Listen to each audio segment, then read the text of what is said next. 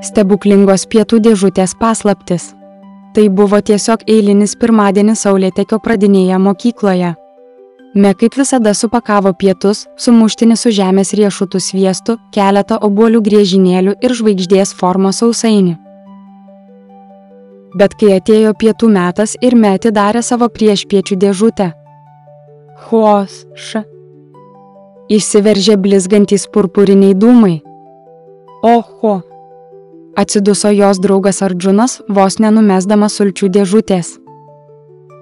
Mes priešpiečių dėžutėje vietoj įprastų pietų buvo mažytė scena su šokančiomis vynuogėmis, želė orkestru ir sumuštiniu su žemės riešutų sviestu. Kalbantis, sveika, Me, tarė sumuštinis kraipydamasis kaip želė. Mes čia jūsų pietų metu juoko šou. Prasidėjus priešpiečių dėžutės komedijos šou, visa kavinė nutilo. Vynuogės darė kvailų salto, sausainis pasakojo knotsk pokštus, o sumuštinis šoko kvailą šokį, kuris privertė visus riaumoti iš juoko. Me negalėjo patikėti savo akimis. Ar tai pokštas? O gal mano pietus buvo stebuklingi?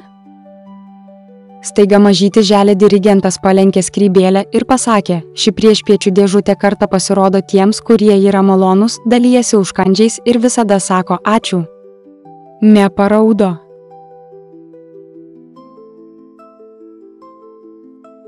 Tai skambėjo kaip ji. Po jos klasės draugų plojimų, magijos šou vėl susikrovė į priešpiečių dėžutę. Kai Me sumirksėjo, jos įprastas sumuštinis ir obuolio griežinėliai grįžo, lyg nieko nebūtų nutikę. Kitą dieną jos pietus buvo visiškai normalūs. Bet Me visada tikrindavo.